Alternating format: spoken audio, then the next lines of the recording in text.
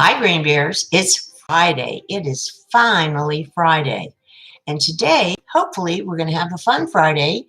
If everyone is all finished with their work, after you do a couple of assignments for Mrs. Brown, you should be able to have fun Friday and do your learning through Play with a Purpose.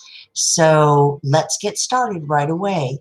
Now, Green Bears, today we're going to be meeting a new character in our author study. Oop, I just kind of let you peek at him. But before we do that, we're going to finish up with our third book in our author study of Lane Smith. And who remembers what the name of the book was? That's right. It is this one right here.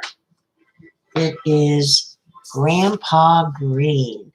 And Grandpa Green was a different kind of book because it had a story, but it didn't have a story that had a lot of words. In this book, the most important things that we were really looking at were the illustrations. And the magical part was that the author of the book, Lane Smith, was also the illustrator of the book. And remember, this book was such a wonderful book that it got a Caldecott Honor Medal.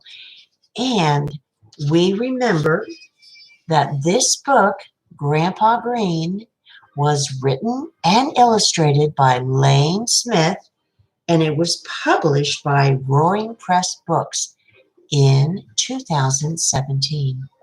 So we are going to talk a little bit about our book.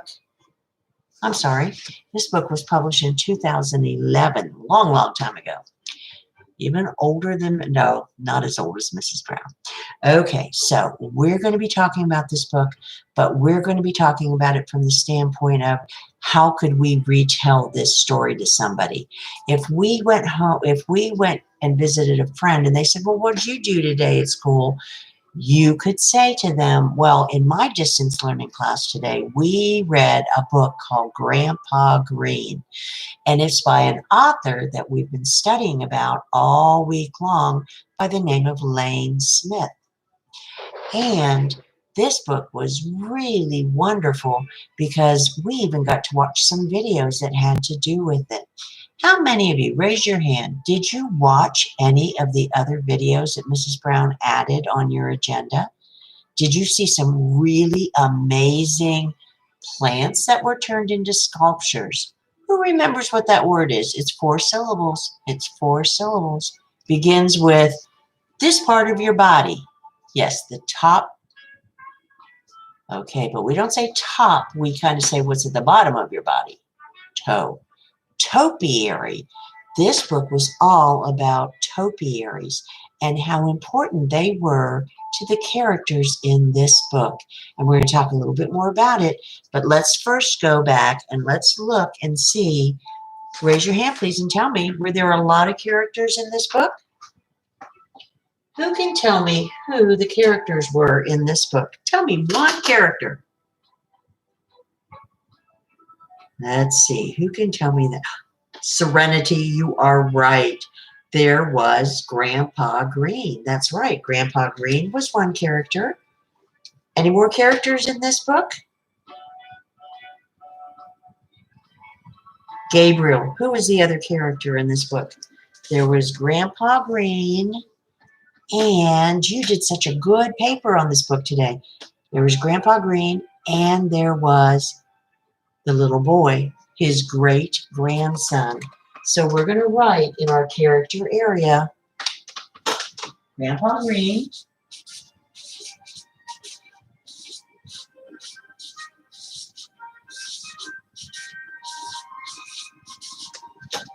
and another character was the great-grandson.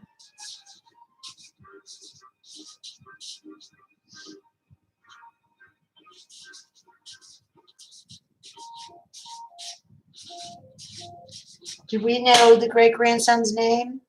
No, we didn't, but he was very, very important in this book that we were reading. How about the setting? Who can tell me what the setting is? Okay, do I want to hear outside? Is that giving me enough details? Think about the story. Think about the story.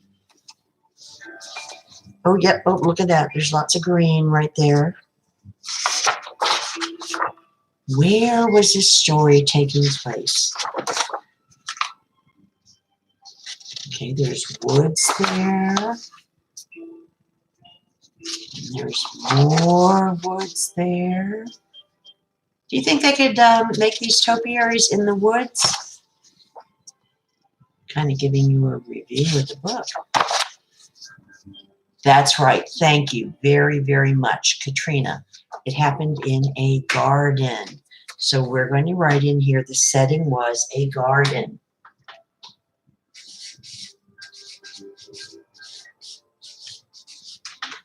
We saw a lot of animals and different objects in the garden. Who can tell me who made those objects? Eric, can you tell me who made the objects? Who made all these topiaries? That's right, Eric. That's right. The grandpa did. Grandpa Green made them. Who can tell me why he made these? Why? What is the purpose of him making all of these topiaries? So Ray, can you tell us why he made them? They're awfully pretty. This one shows the Eiffel Tower in France. And oh, here's a wedding cake over here. Who's this? That's right. That's Grandpa Green's wife. Who can tell us why he made these topiaries? Kensington, can you tell us why he made them? Here he says they got married and they had kids, and then they had more kids, and those kids had kids until there was a great-grandchild, and that was me. Why did Grandpa make these? That's right. He made them because he wanted to remember things that happened in his life. Why didn't he just take pictures of them? Aurora, I agree. He might not have had a camera, but who can tell me what Grandpa wanted to be when he grew up? What did he want to be? Yes, Kaya, he wanted to work with plants. He wanted to work with plants. He wanted to be a horticulturist. He wanted to work with plants and learn as much as he could about plants. Did he become a horticulturist when he grew up? No, he didn't become a horticulturist. What stopped him from becoming a horticulturist? Dylan, what stopped him? There was a war. He had to go and fight a war. So what does this picture show? What does this illustration show that reminds us of there being a war? AJ says that there's a parachute, a guy in a parachute. Okay, who else can tell me something about this picture? McKenna, can you tell us anything That's right, there's an airplane in this picture. And remember we said in wars, if the plane is going to crash, the people inside the plane jump out using a parachute. Well, why would they jump out of that plane, Gabriel? Because it got shot down because there was a war going on. Grandpa was okay. He jumped out in the parachute, and he's telling us that story. On every page, Kaya says on every page, it's telling his memories. Now, remember, we talked about memories being something that we want to put in our head so we can help ourselves bring it up when we want to feel happy or to remember somebody who might not be with us anymore. So in our story, there was a garden. And in that garden wasn't just pretty little flowers that somebody planted. What was Grandpa really planting? What was he putting in that garden? Serenity, you're right. He was putting his memories in that garden. Was he writing words when he was writing those memories, Corelli? No, you are right. He was making things that reminded him of things that happened in his life. Was there a problem in this story? It's kind of a tough one. Was there a problem in the story? Dylan? What was happening to Grandpa? He was getting older because remember, he was born a really long time ago. So Grandpa was getting older and he wanted to share his memories with his family. And so in order to share his memories, he was making plant sculptures. And what are those plant sculptures called? Topiaries, that's right. So he was making these to help him remember what happened in his life. So our problem in our story is that Grandpa Green was getting older and forgetting things. Remember, what did he lose? What did he lose that the little boy had to find? What did he lose? You got that hint. He lost his glasses and the little boy picked him up. What else did he lose? He lost his hat and the little boy had to pick it up. At the end of the story, who remembers what we saw at the end of the story? What happened at the very end of the story?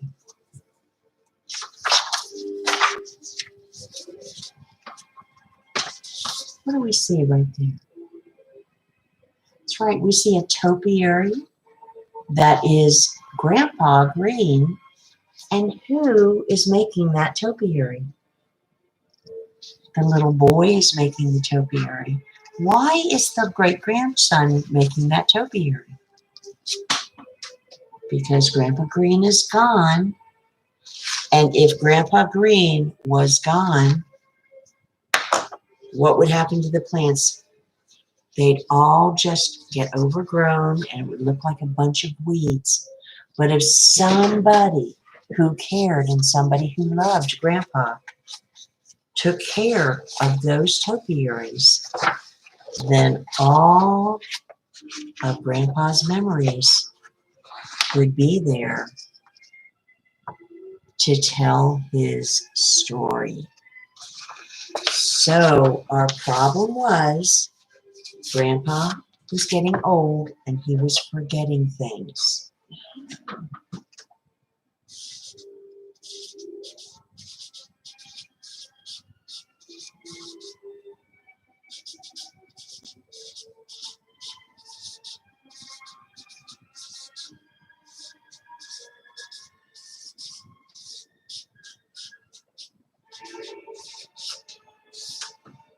And Grandpa's solution was to make the topiaries so other people could find out about his life.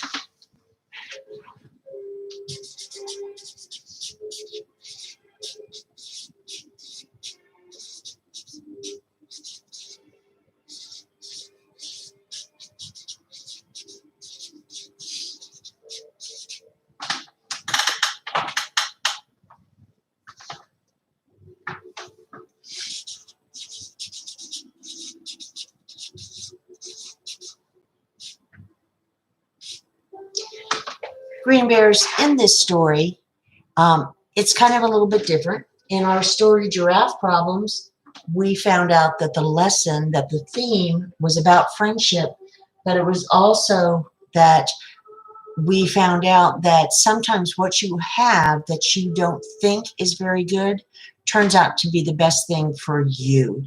Because for the giraffe, it was important for him to have that long neck. In the end, he was able to help his tortoise friend because he was able to reach up into that tree and get the banana. And the turtle realized that having that short neck was not a bad thing for him, that it was a very good thing because he was able to use his neck in a different way. In our story, A Perfect Day, we talked about something called perspective. And perspective is how we see something is happening, even though it might be different from somebody who's standing right next to us in the exact same place, how they might see that thing happening. And that's called perspective. We also talked about empathy. And empathy, especially in the Giraffe Problems book, the tortoise knew how Cyrus knew how Edgar felt, because he wasn't real sure that he liked his neck either. And he understood that Edward had a problem with that neck. But together they were able to figure out a way to make their necks be a good thing. In Grandpa Green, there was empathy, because the little great-grandson loved to be with his grandpa and to spend time with his grandpa. But he also knew that his grandpa was getting old and that his grandpa might need someone to take care of him. And he knew that Grandpa had had a wonderful life and that it was very important that other people knew how wonderful his grandpa was. When we look at great-grandpa and we look at the great-grandson, what are they to each other? What are they?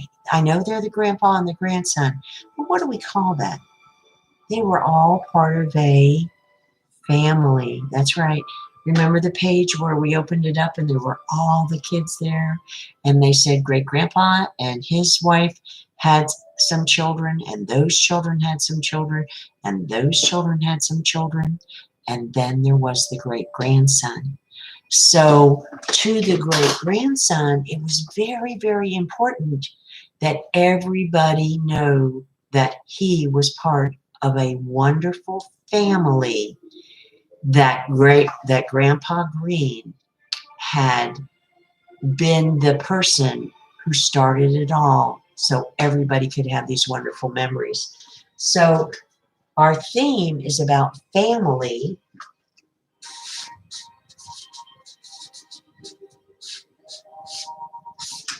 But it's also about one more thing. And the thing that it's about is great-grandpa. What do we know about great-grandpa? He was really old. And all of us, if you have a grandma or a grandpa, or a great-grandma or a grandpa, it's very, very sad to think that they might not always be here with us, and that we need to be able to keep memories of them to continue to show how much we love them. So as somebody gets older, we say that they are aging. If I say to you, what age are you? And you say, I'm 6 or I'm 5, that is, how many birthdays have you had? Well, Great-Grandpa Green had had a lot of birthdays until there got to be a point where he wasn't going to have any more birthdays. He was aging. And as he was aging, what else was happening? He was forgetting things. That's right. So our story, what makes our story so beautiful, is for us to realize that even though Great-Grandpa Green was not going to be there always, he loved his family enough to find a way to share his memories with them. And so our theme is about family. It's about aging, people getting older, and it's about sharing memories.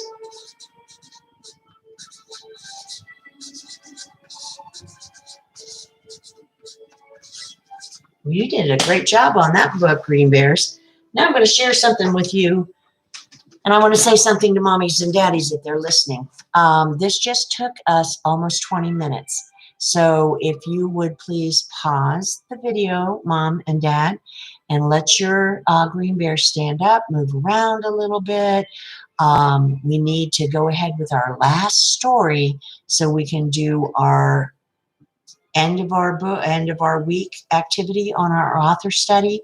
So just put me on pause for a second and for a minute, and they get a drink, they can go do a dance video. I'll put one in here, and then they need to come right back so we can finish our story. Okay, see you in a minute.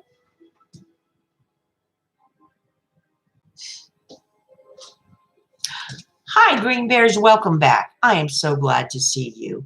Well, I have a new little friend that we're going to be meeting in our new story. And our new story is called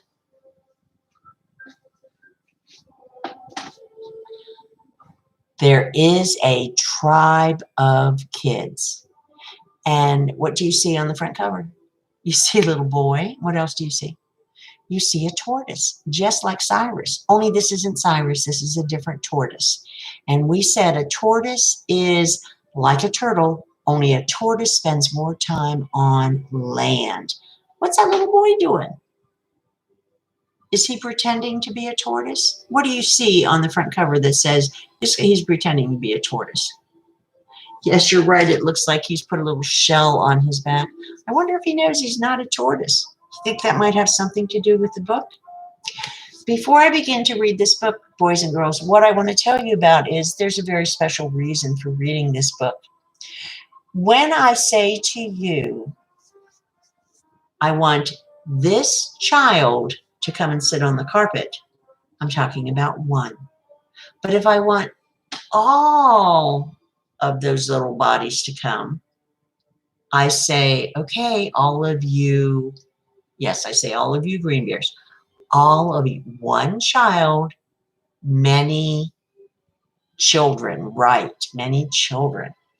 If I say there was one duck in the pond and then some more flew in, we say there are more ducks in the pond, but instead of saying there's a group of them, there's some special names.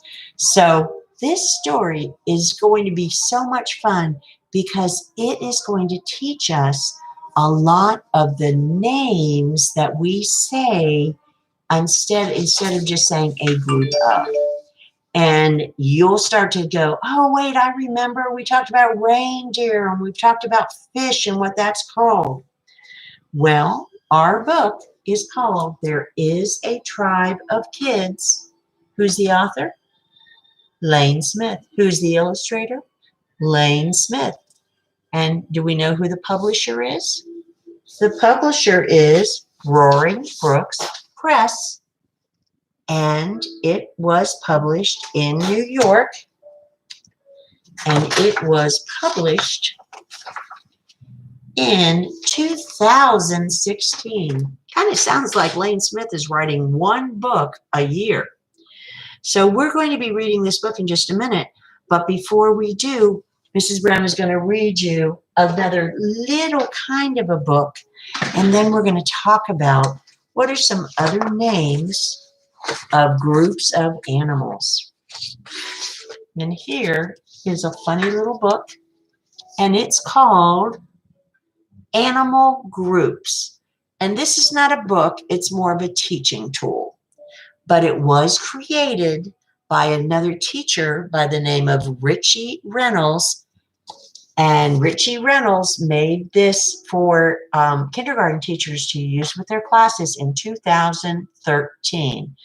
Now, I know a couple of people who were born in the year 2013 because when you go to sign in on the computer, it shows 2013, 2013 is your first numbers. So right now, what do we see right now? What is on the front? You see some monkeys. What else do you see? You see some bats. Hey, Aurora, what are those things on the bottom? Porcupines. Is there just one porcupine? No, there's a group of porcupines. Is there just one bat? No, there's a group of bats. Is there just one monkey?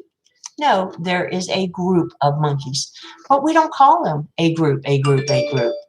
Each one of these have a special name that talks about what that group of that certain animal is called.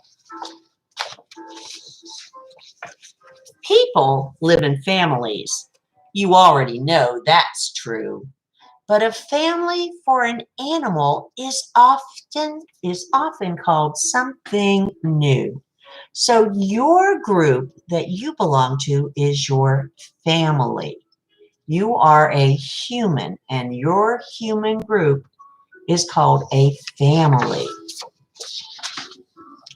A family for an elephant is usually called a herd.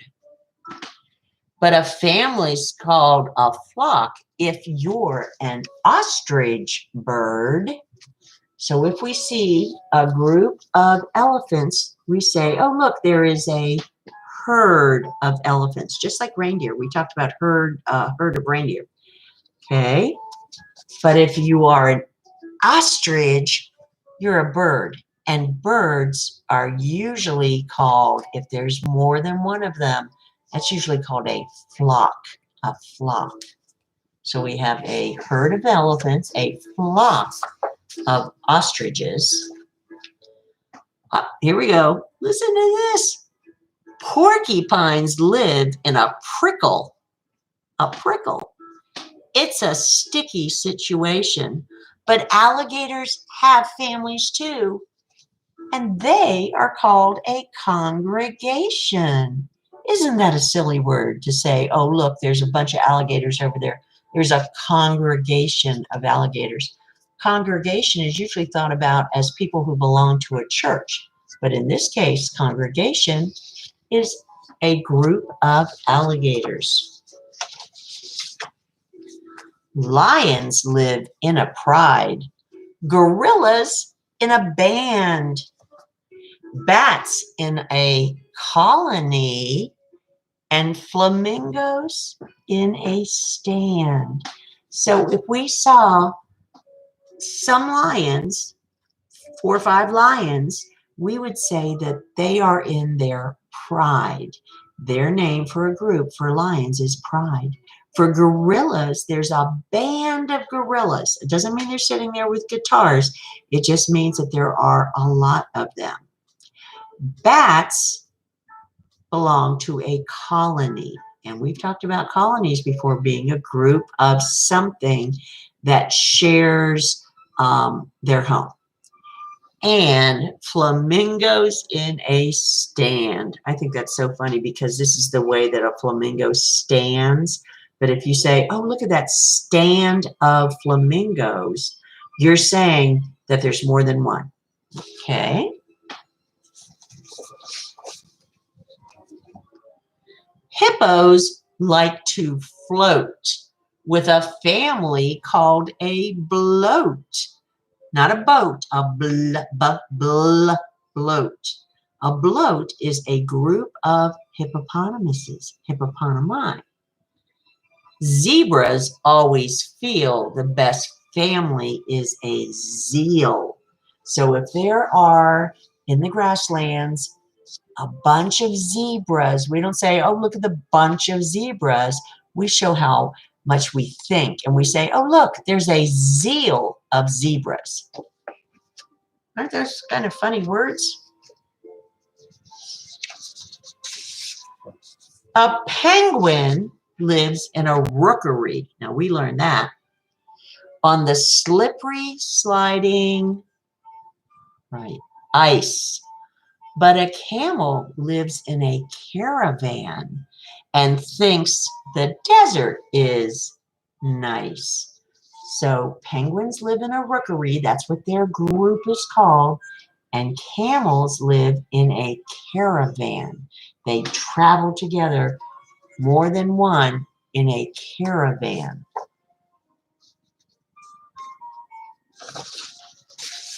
Monkeys live in a troop and love swinging through the trees. But a swarm is surely best for a buzzy bunch of bees. So if you see a bunch of monkeys swinging in the trees and they're all sticking together, they're a group, but we don't call them a group, we call them a troop. Just like soldiers, they are a troop. Bees, when they're all flying together, that's called a swarm.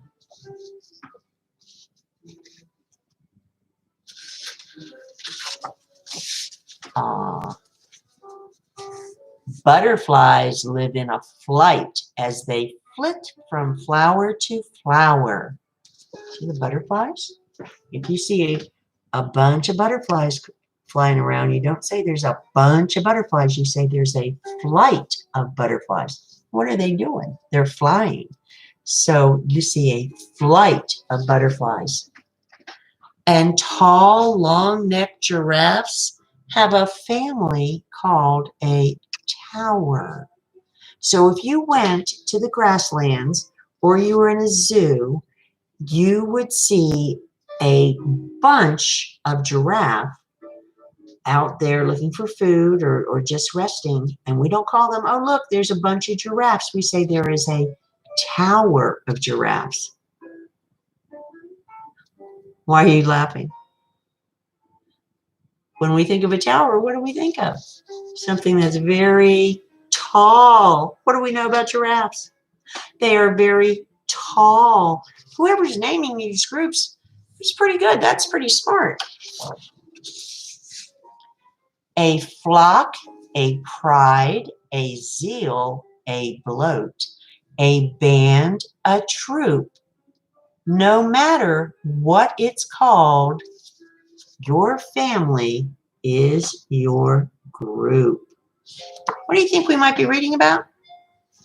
We're going to learn some more different groups. I really like that little story. I think that it tells us a lot about animals.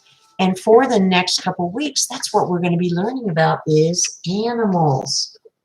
Okay, let's see how well you were listening. Let's see. Okay, can you see that picture? What's in that picture? Yes, there's fish. Who remembers? We've talked about this. Who remembers what a group of fish is called? It's kind of silly. A school of fish. If you see a bunch of fish swimming together, that's called a school of fish. Okay, here we have the birds. Can we kind of sound that out? Flock, right. A flock of birds. Okay, what about these guys up here? Bunch of cows. Yes, you're exactly right. A herd of cows, just like reindeer, just like elephant. Okay, that's called a herd. Their group is called a herd. Lion kind of has a funny kind of name, but if you like Lion King, you might have heard this before. Pride, that's right. A group of lions together is called a pride. Ooh, this one's kind of like something we've already heard about. We say them all the time. There's a queen, and then there's the worker bees, and they belong to a colony, just like bats, a colony. When we have a bunch of wolves, one wolf, a bunch of wolves, it's called a pack of wolves. Okay, you know this one. What's this one? Yes, a colony of penguins. Good job, you guys. You got that one fast. Aww. And you had this one. Some of you had this one this week in your phonics books. What do we have? We have some puppies. What do you call a group of puppies? I know they're sweet. They are very, very cute. What do we call them if it's a group? Let's look and see. Can you read that? A litter of puppies. Okay, Green Bears, you did a super, super job. And if I wanted to give you a test, I could say to you, Kaya, tell me what an elephant lives in. Oh, that's a herd. There's one on here, whales. Do you remember that one? That was kind of, we've talked about that one. Let's see if any of these names, there's on this is clams, you know, like little things that live in shells. Fireflies. Now, we don't have fireflies so much in Florida, but you might have seen fireflies sparkling at night in some places. Jellyfish, whales, elephants. Where do elephants live? What is their group called? Herd. Very good. Ravens. Now, a raven is like a crow. It's a big black bird. I don't know if it's called a flock or not. Maybe we'll find out. Penguins. Yes, colony. Rhinos. Rhinoceros. I wonder what a bunch of rhinoceros are called. Gorillas. We said gorillas are in a band. Turtles, just like this little guy. Do you think we're going to find out what a bunch of turtles are called? Let's find out. Caterpillars. Caterpillars. I wonder what a bunch of caterpillars are called. What happens to caterpillars? They turn into butterflies. Does anybody remember what the group of butterflies is called? What do they do? Good. It's called a flight. Okay, Green Bears, here we go. So we're going to read our new book, and I'm going to stop just for a second. Stand up, Green Bears. You ready? Wiggle, wiggle, wiggle, wiggle, wiggle, pop. Wiggle, wiggle, wiggle, wiggle, wiggle, freeze. Wiggle, wiggle, wiggle, wiggle those fingers. Wiggle, wiggle, wiggle, wiggle, wiggle. Wiggle your knees. Wiggle, wiggle, wiggle. Hop, hop, hop. Clap, clap, clap. Sit right down. Put your hands on your lap. Good job. Okay, so let's read our story, and then we're going to be finished.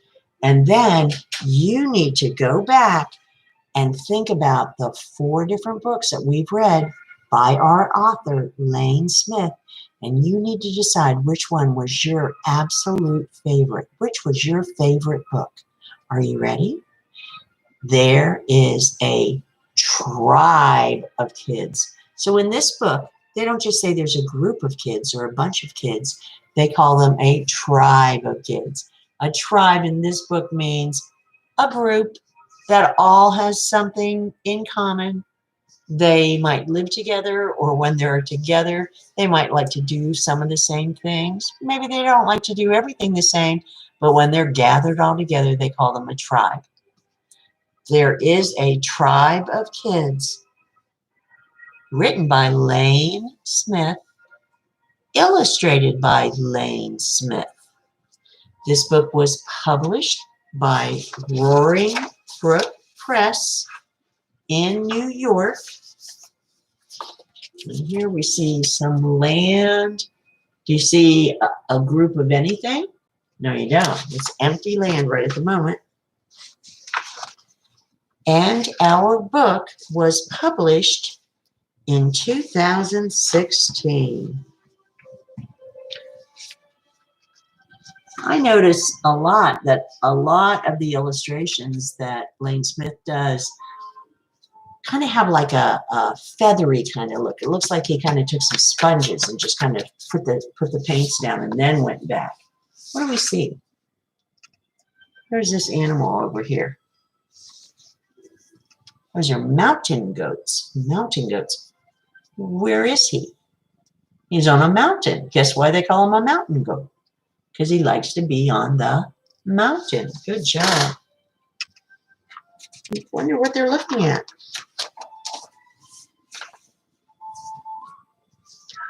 Down at the bottom of the mountain, there is a little boy. And that little boy thinks, oh, look, here are some goats. Maybe I belong to this group of goats. I'm going to follow them on up to the top. And now the little boy is looking, and he sees some footprints, and he wants to follow those footprints. It says there was a tribe of kids. Now he's decided that those goats are probably not his family, so he's going to go and see if he can find his group that he belongs to. And the second animal he's going to run into is a penguin. One little penguin. And so he follows them, and he wants to be part of their, what is the word for penguin? Colony. There was a colony of penguins.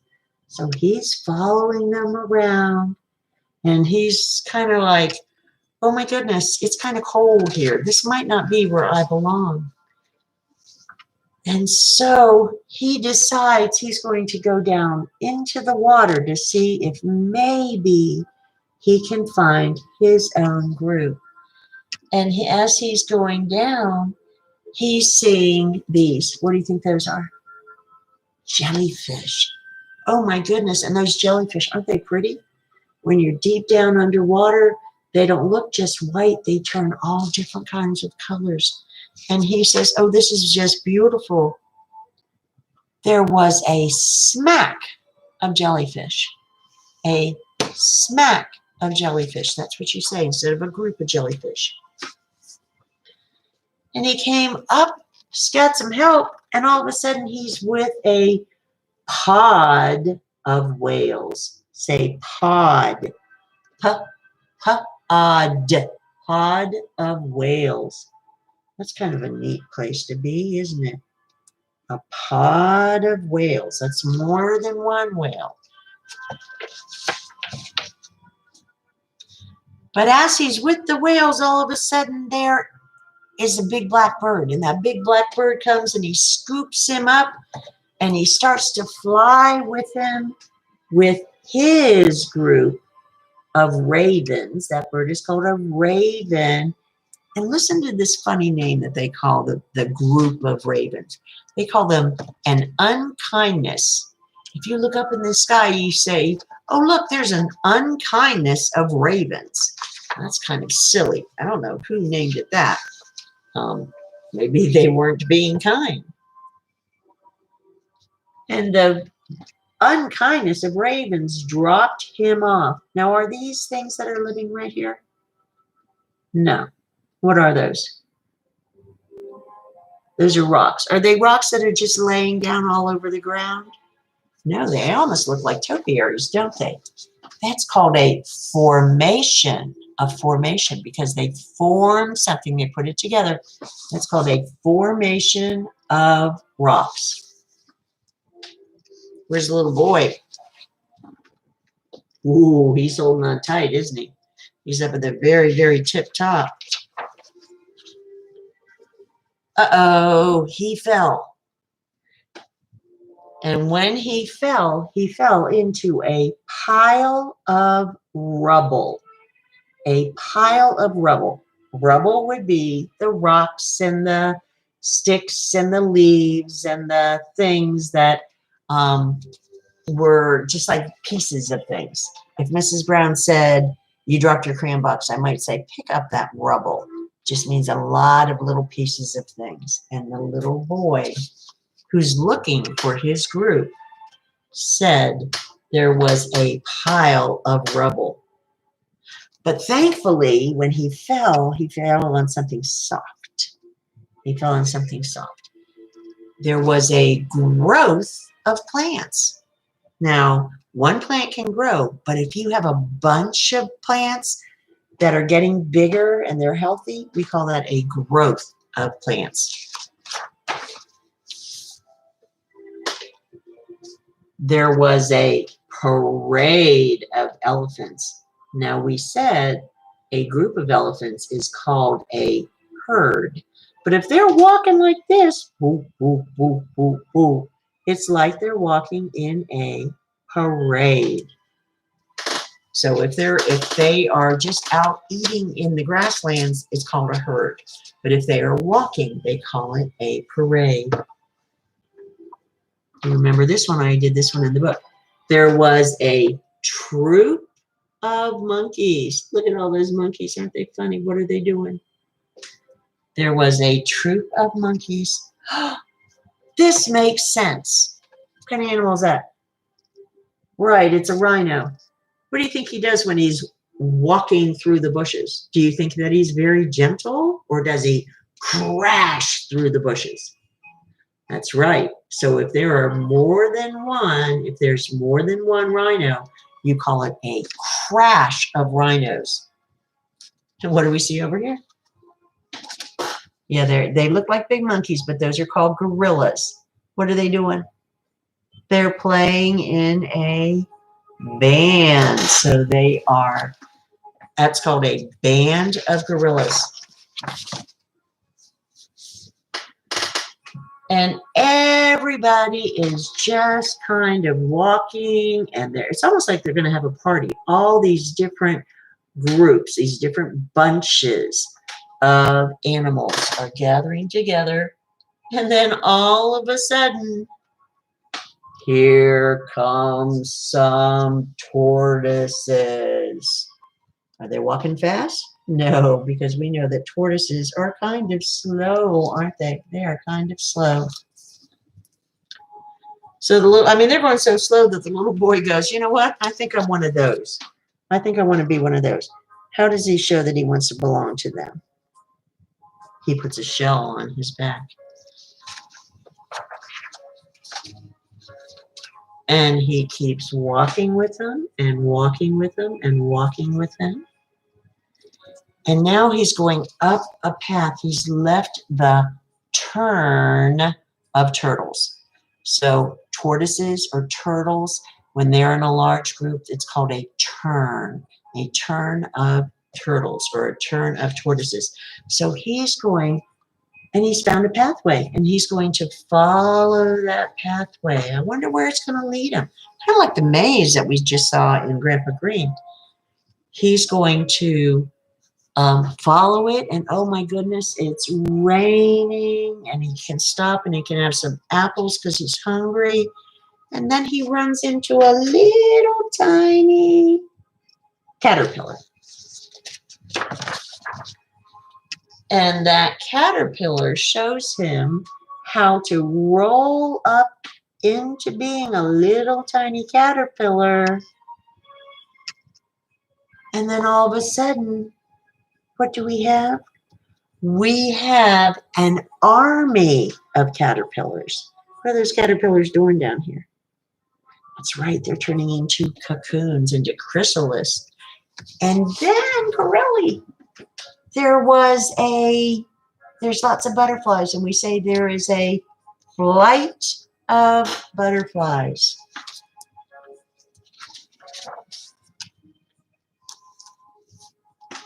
And it's nighttime, and see how everything around him is lighting up, not just in the sky, but on the ground too. What are those called? Lightning bugs. There was a sprinkle of lightning bugs. And he looked up into the sky, and he saw a family of stars. See the family? Looks like a man and a lady. And he's still looking for his family. And he's traveling, and he sees the ocean, and the ocean is just beautiful. It is so pretty. It's nice and blue. He says there is an ocean of blue.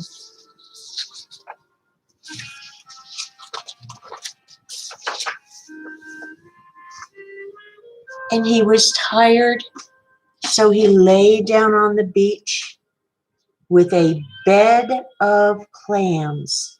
A bed of clams means there are a lot of them there. There's a group. And there was a night of dreams.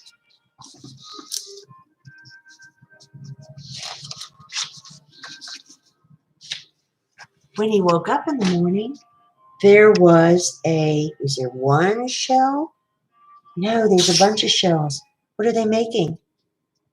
Good. They're making a trail of shells, and they're leading someplace, and he's following them, and he's following, and he's following. I hope he's going to find what he's looking for.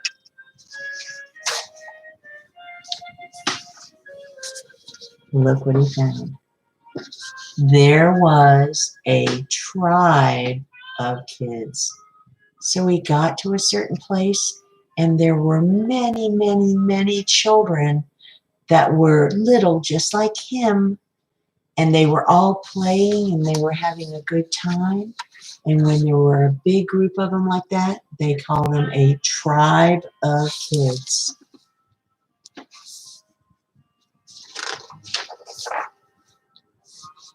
There is a tribe of kids. I like this story. And here they're all together, all the kids, tall kids, short kids, girls and boys, and they have become a family, and they are called the Tribe of Kids. Okay, Green Bears, that's it. We have read all 4 of our books, and in this story, in our last story, there were a lot of different animals, but how many characters were there? Right, there's just the little boy, just the little boy. Where did it take place? All around the world, didn't it? It took place where all kinds of different animals lived. Did he have a problem? He did. He had a problem. He was looking for his family. He was looking for his family. Was there a solution? He found his family in the end. That's exactly right. What was it all about? Every single one of those pictures, when we saw the animals, was it one by themselves? Or were they all part of a group? They were all part of a family. And that little boy was looking for a family that he could be part of. So our theme, and there is a tribe of kids, is family is important, and you always want to find the family that you belong with.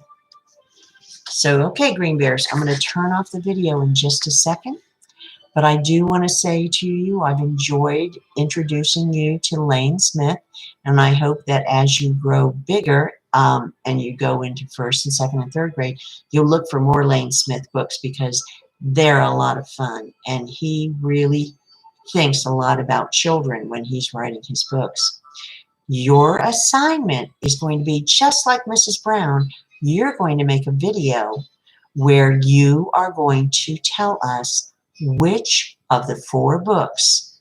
There is a Tribe of Kids, Grandpa Green, A Perfect Day, and Giraffe Problems.